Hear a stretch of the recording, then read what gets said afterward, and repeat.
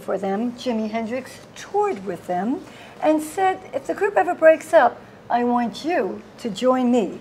I'm talking about the iconic Vincent Martell. Welcome, Vince. Hey, thank you very much, Gail. My pleasure to be here, and thanks for having us. And it's good coming over to Queens because it's one of the boroughs. I'm from the Bronx. That's right, that's right. I love New York, and we love New York. And thanks. Vince, we are going to cover so much today. Okay. But, of course, I have to mention that Guitar Magazine stated that your riff from Keeps Me Hanging On was ranked number 4 heaviest riff of all time. Yes, amazing. Thank you. Yes, thank you. That was a beautiful thing to be told and to be part of. It's an East Indian raga type of a riff, and Ravi Shankar was happening at the time, big time, and a lot of groups are doing it. The Vagrants we incorporated some of that in there when they started, and they're from the Queens area. I'm a good friend with Peter from the Vagrants, the lead singer, and Leslie West, the guitarist, comes from that band from Mountain. All Queens guys. And we used to rehearse out at the Action House, my old manager's club out in Island Park, Long Island. So that's what was happening. It was a lot of East Indian stuff was going around, and I happened to put that in the beginning of Keep Me Hanging On, and everybody loved it and went to... Well, we're going to listen to, in a moment, we're going to listen to a little bit of that. But I also have to mention that I'm aware of it, and I hope others are aware of that. You're a great humanitarian. You help veterans. I know you and your wife, Peg Pearl, very big animal lovers. Yes. You help children, and we're going to touch upon some of that as well. Thank you. Oh, you got it. Please, it's my pleasure. But Vince, let me get the name right because I have to say it correctly. Vincent James Martinucci. Martinucci, right. Martinucci, as my father used to say. Born in the Bronx. There you go, yeah. Born Italian-American family. That's it. And I understand that your family encouraged everyone to play an instrument. Did your parents play? My mother played guitar and mandolin. My father played guitar and violin. My sister grew up playing classical piano, and she's a great classical pianist, and she did some teaching with that. And everybody, my grandfather played mandolin and guitar, and everybody just about in my family played music, and I grew up thinking everybody, all the kids played. Because that's what you were familiar and with. As I got older, I realized I was the unusual, our family, that we all played music. Most other people didn't all play music. It was, and my mother was wonderful. I have a wonderful, wonderful mother. She encouraged me. She got me started playing the guitar. On the ukulele, actually, I started. And yeah. And it was just, I had a great childhood. I can't say anything. Who was your hero growing up, if you could say that? Guitar-wise? No, I'm talking about person. Any person. Was it somebody that you'd heard about? When you're growing up, who was your hero? Well, I don't know if I really had specific, any one particular. I liked a lot of things. I liked a lot of the cowboy movies that were out. So did I. Gene Autry and Roy Rogers. Oh yeah, and Gene Autry had a nice horse there. Roy Rogers. Buttermilk. Buttermilk, is that what? Oh, okay. I remember Trigger. Trigger and Buttermilk. And Long Ranger with the Silver, you know. Silver, so yeah, I grew up with all. Lash LaRue was on, and that's right. Hopalong Cassidy, and I grew up, you know, on Saturdays watching that, and of course cartoons. That's when you only had 2, 4, 5, 7, 9, 11, and 13. In fact, my aunt had the first TV on our block that we got. It was a 7-inch screen, and all the kids used to come up to watch Howdy Doody and you know, all these. Did you have the screen where you had to open it up to see? Yeah, we had a Dumont TV that you opened in a beautiful cabinet. Exactly, it was about this big, and we would all sit around. Right. And watch on Saturday night, Jackie Gleason, you know, and all that stuff. We have a lot in common. You realize that? I think a lot of people did that. I think so. It was a beautiful thing. Well, I teased our audience, so I'm going to have to do that riff. Okay. And then we're going to continue our conversation because we have much to cover. Thank you, Gail.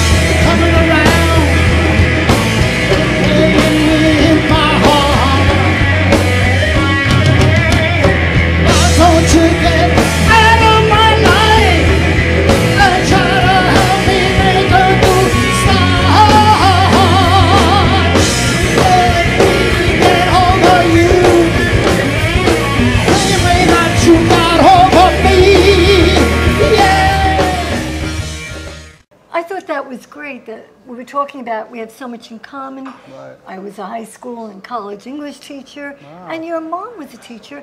But what I especially love is how you're talking about the fact that you were so close to your family and what a big difference that made in your life. Parents, I had a great upbringing. I had a lot of toys when I was a kid. And my mother was great to me. I don't think she ever, I know she'd never hit me because once you do that, there's a little separation starts being built in. So you don't want to really hit the kids. You got to talk to them.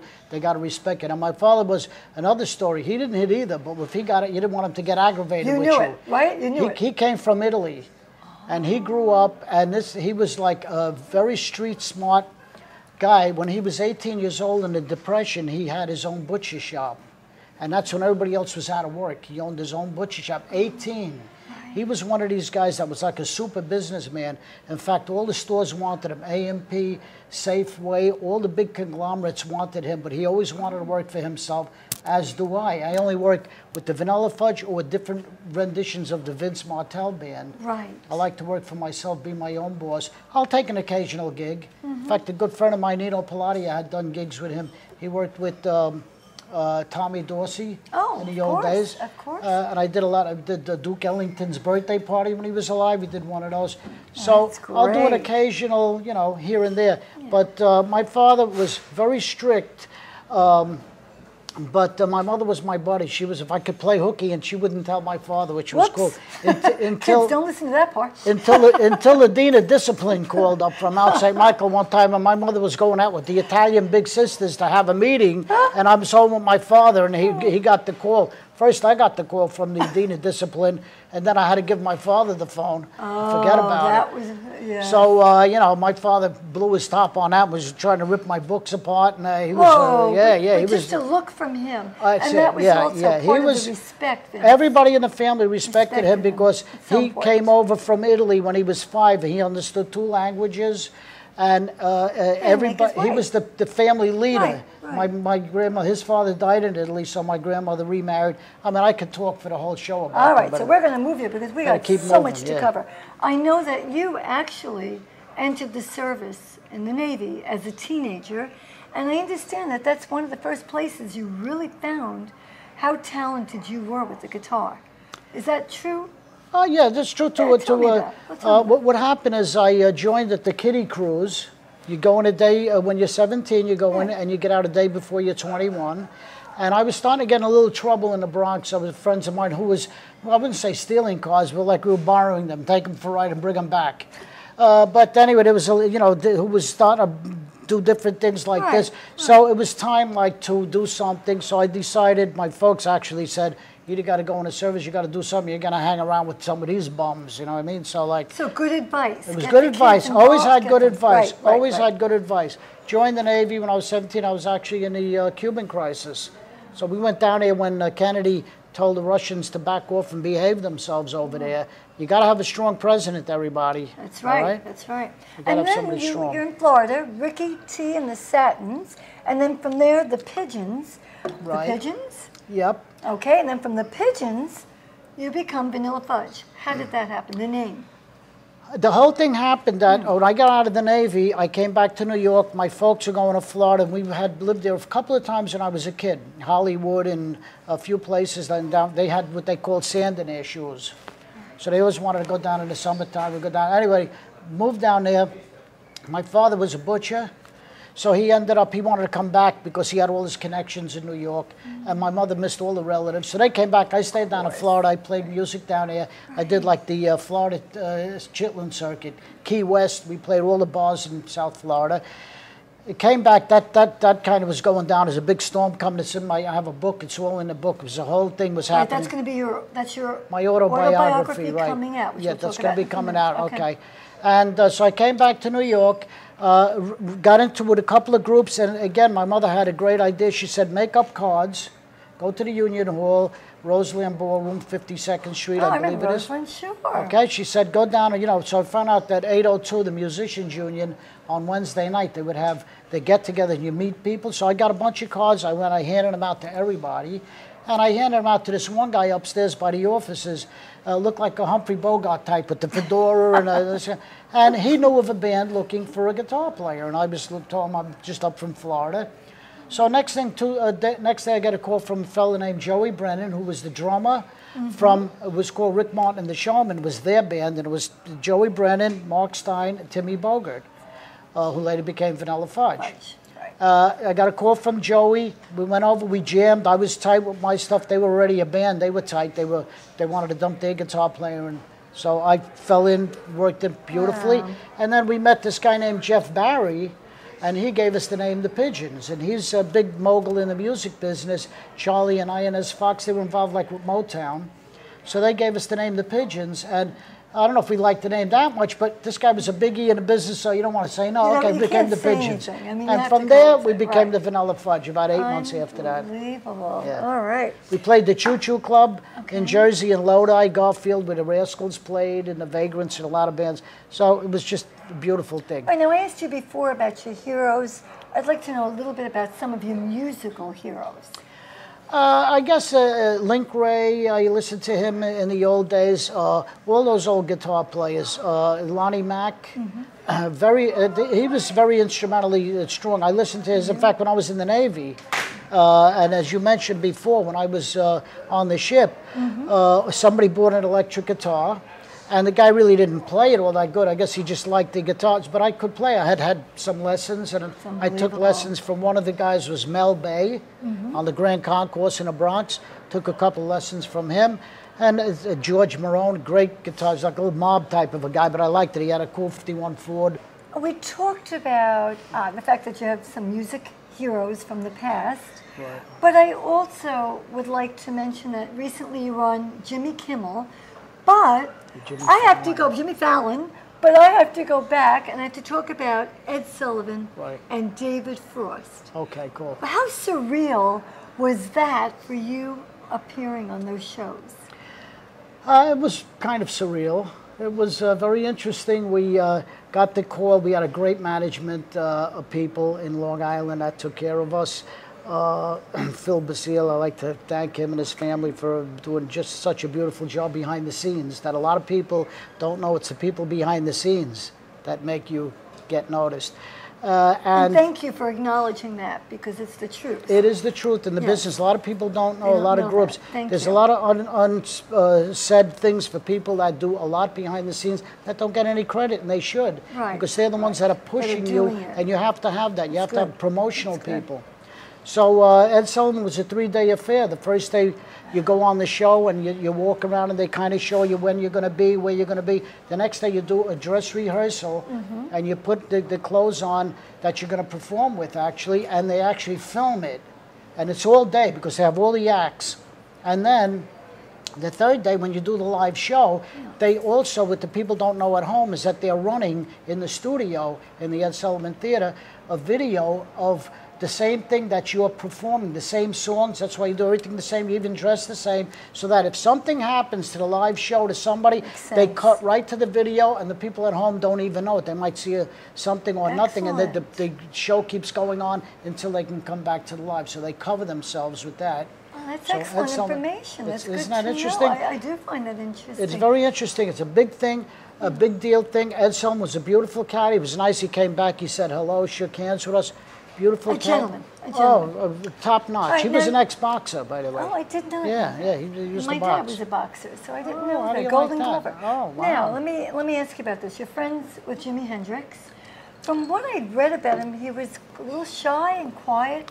Is that true or not? Yeah, Jimi Hendrix, well, I wouldn't say shy, but he came across like that. But he was very low-key in public because I think what happens when you get such a strong level of fame sometimes, there's a lot of people on, and you have to, like, to keep, you know where you're at. Right. You have to, you can't get totally effervescent and like this around everybody all the time. No. So you can't be up all the time. Exactly, You're right. exactly. Right, so that's it. So he kind of came across like that, but I wouldn't say that he wasn't shy, but he was a real gentleman. Reserved, maybe. Reserved. Yeah, very. Yeah, and when we did gigs with him, whenever he would talk on the stage, usually you could hear a pin drop in the place.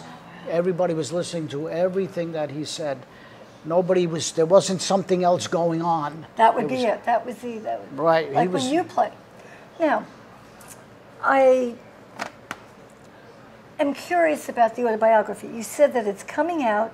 We can't give too much information about it, but I still have to ask you this. Yeah, ask As a me. former teacher of English who loves to read, Right. is there a part that you wish you could undo, that you put in the autobiography, a part of your life that you wish you could say, when I read that, wow, it impacted me, and I wish I could have done something differently, or not?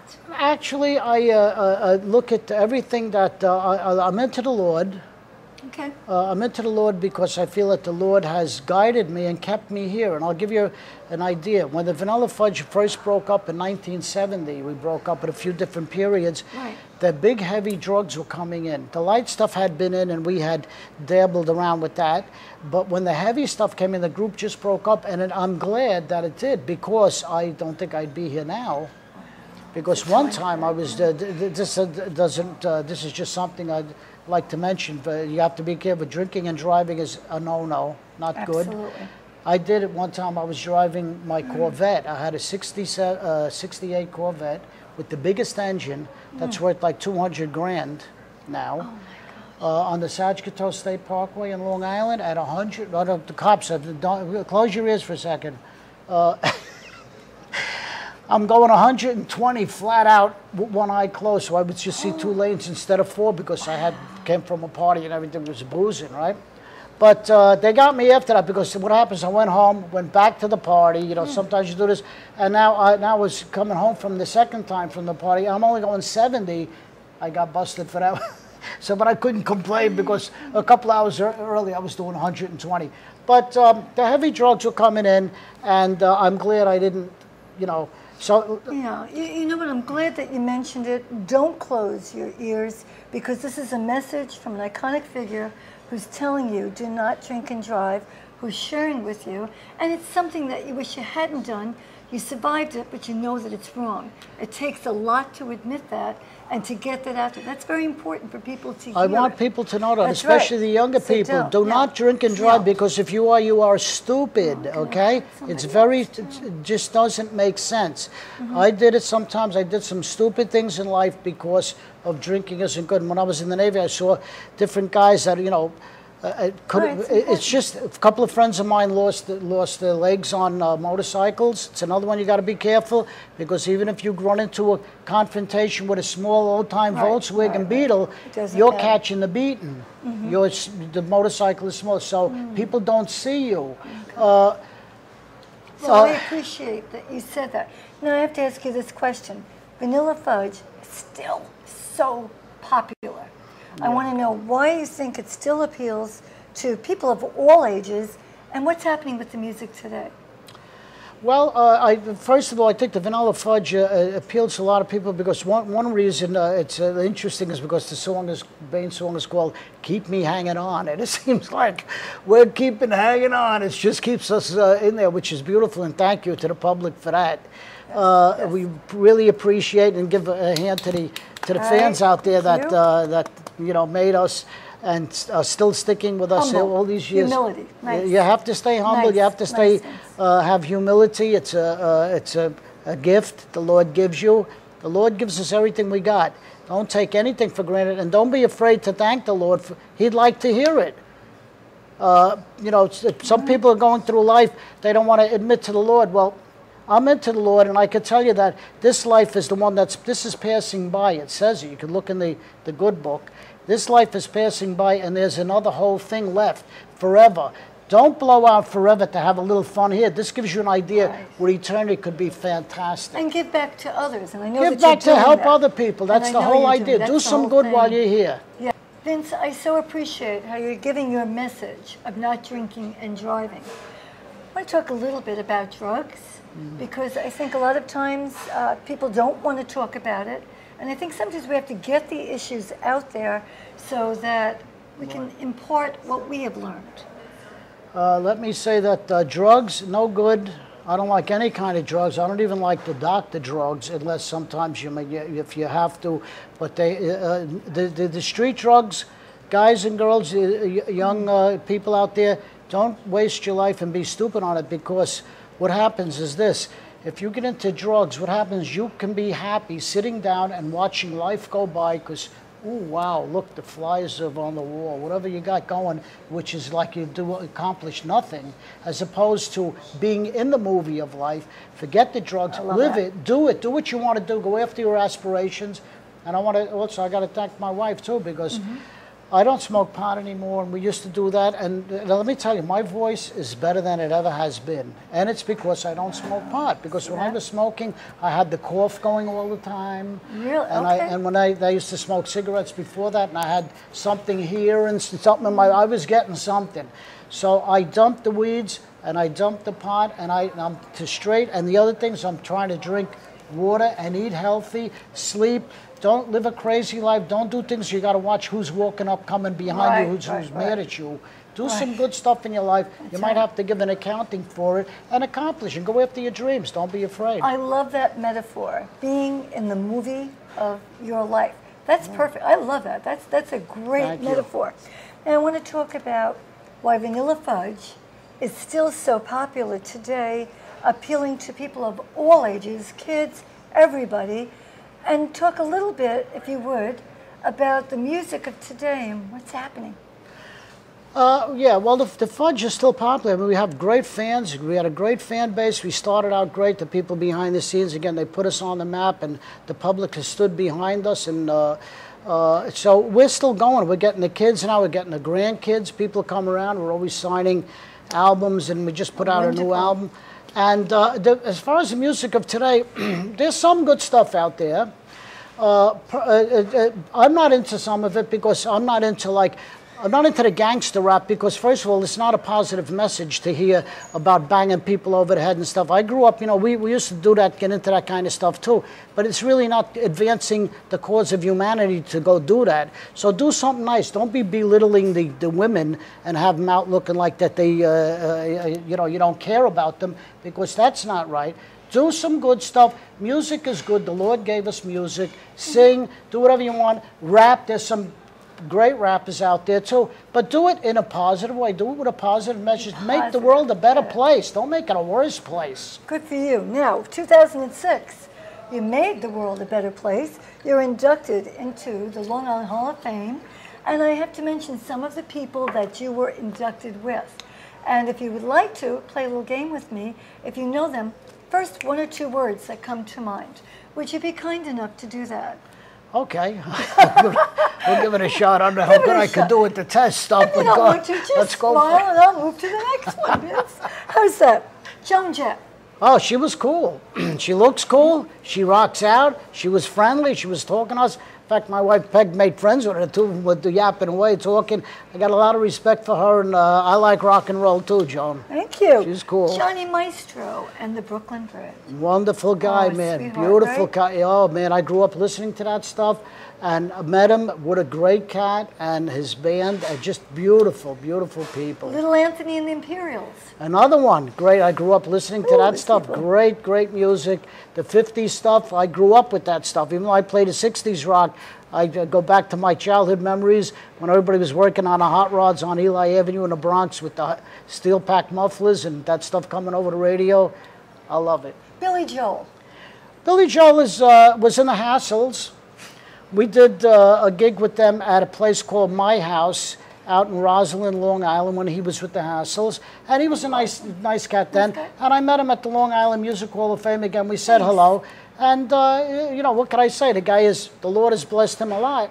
So he's got to do the right thing too. I hope he is. I think he is. I'm not following his thing that much, but he's a great, I'm going to mention a few more. We have Kiss, Harry Chapin, the Monkees, Perry Como, and believe it or not, you said the name before, George Gershwin. George Gershwin. Let me tell you, I like Gershwin so much. Well, my sister was a great classical pianist, that one of the songs that I do myself with my band, I do a version of White Shade of Pale, and I incorporate. Love that. And I incorporate George Gershwin's one of his songs in the beginning of it.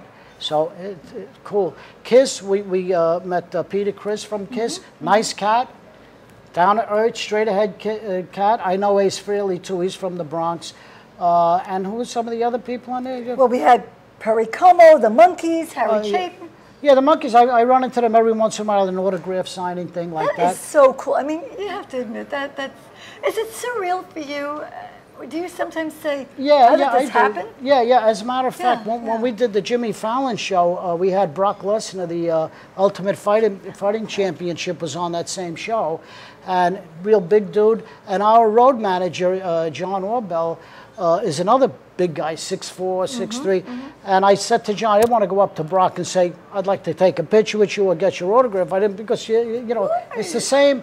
Everybody's the same. Everybody looks like, oh, they're famous and it's like a big deal, and you get a little apprehensive. So I said to John, ask him if it's cool to take a picture. John asked him. The guy was real cool. We took a picture. Well, of course, look who you are. See, I love that modesty. He loves the Fudge. Don't you lose that modesty, because that's such a beautiful, endearing quality, you know. Oh. I love this quote for you.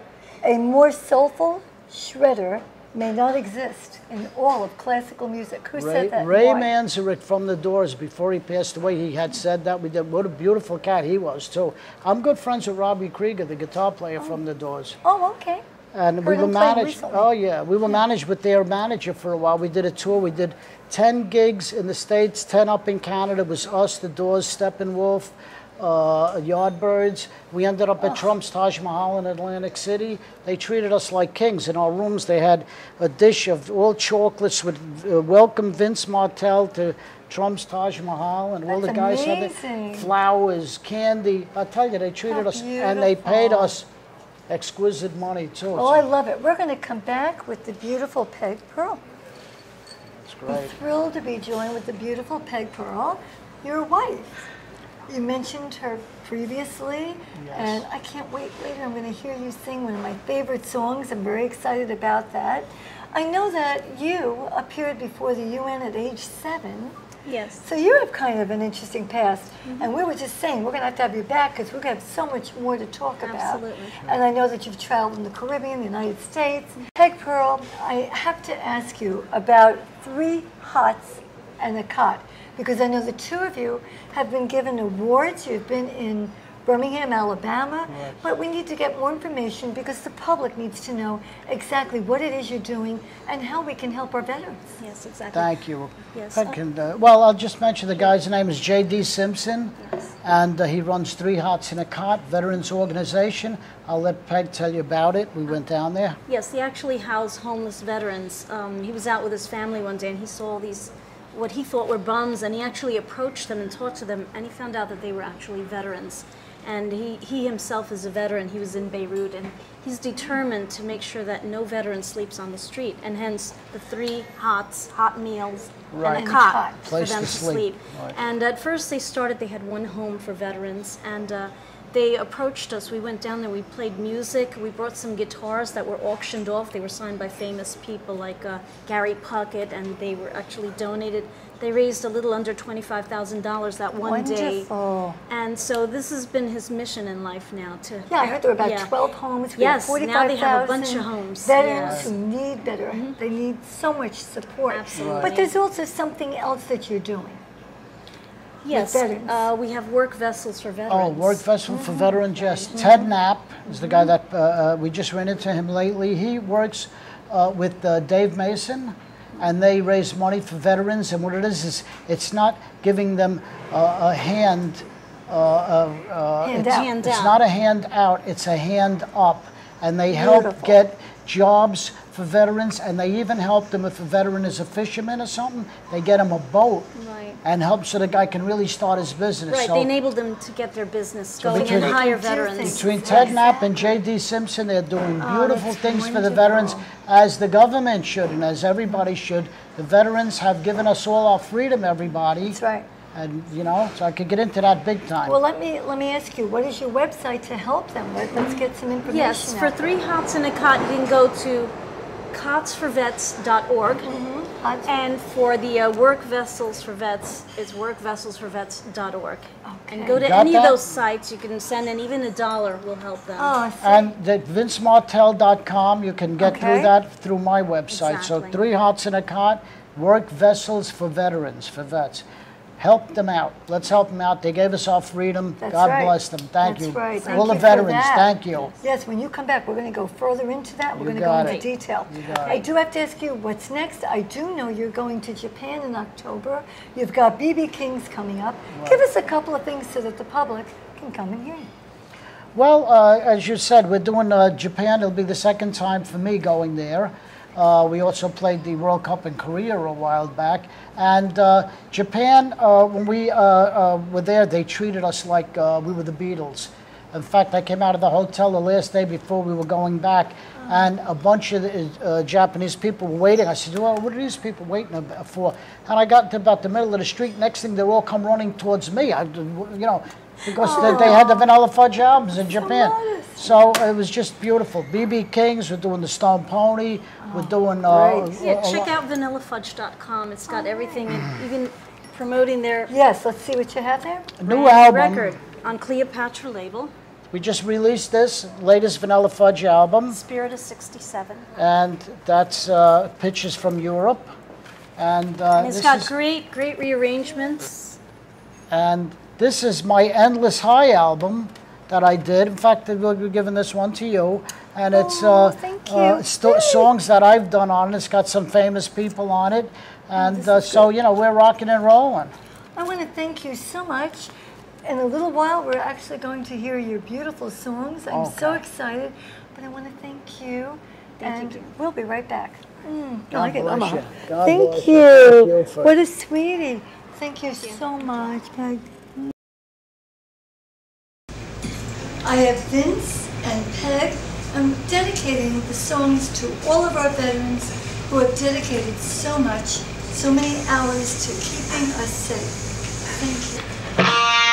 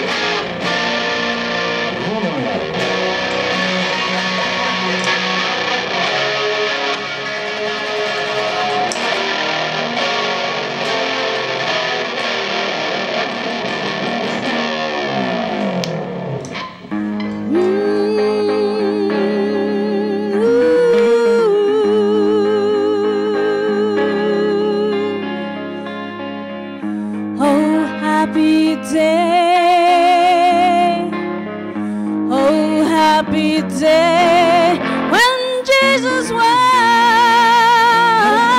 Oh, and he won. When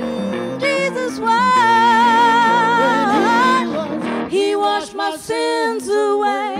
Oh, happy day. Oh, happy day.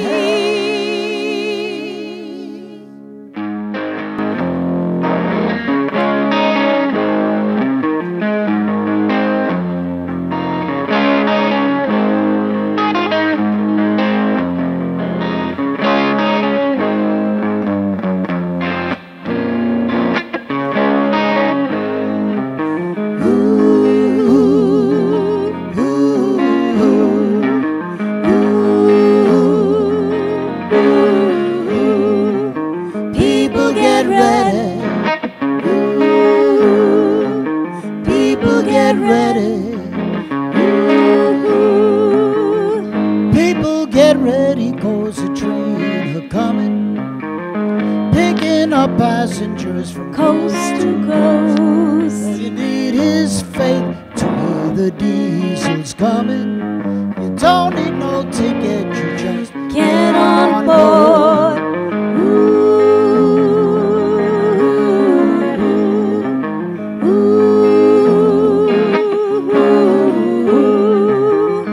People get ready for the train to Jordan, picking up passengers from coast to coast. All you need is faith to hear the diesel's coming. Don't need no baggage, you just thank the Lord. Hey, hey, hey.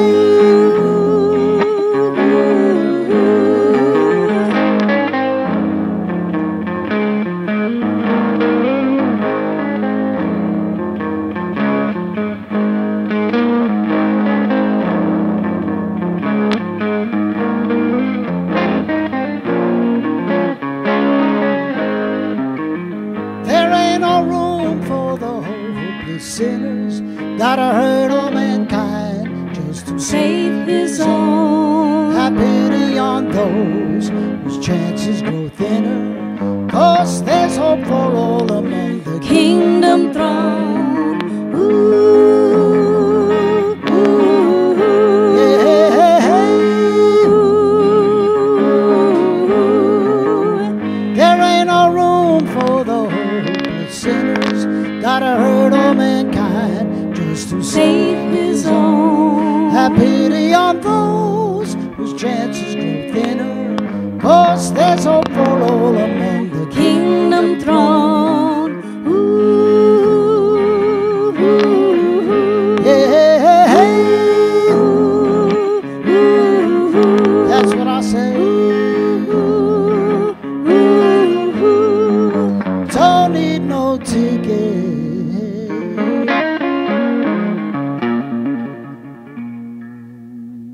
You just thank the Lord.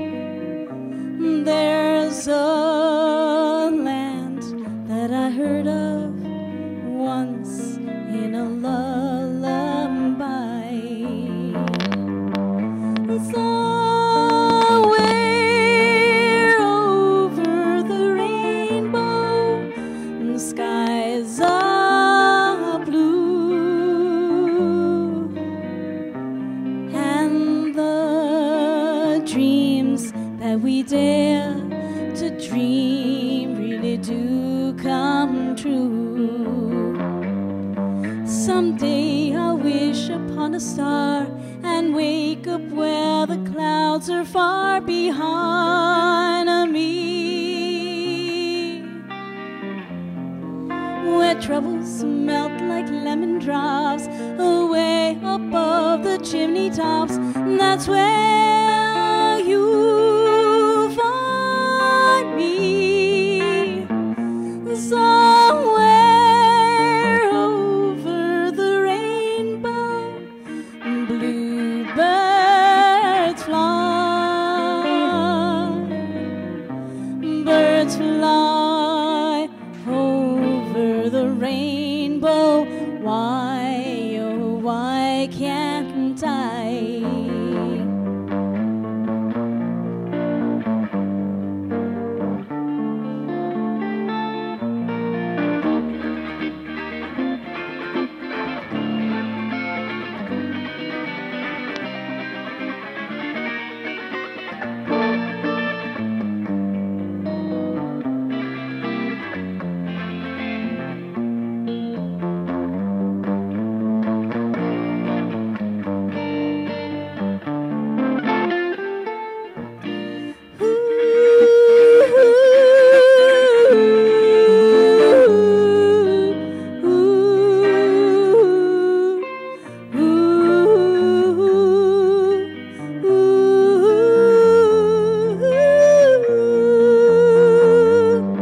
Someday I'll wish upon a star and wake up where the clouds are far behind me, where troubles melt like lemon drops away above the chimney tops. That's where you find me.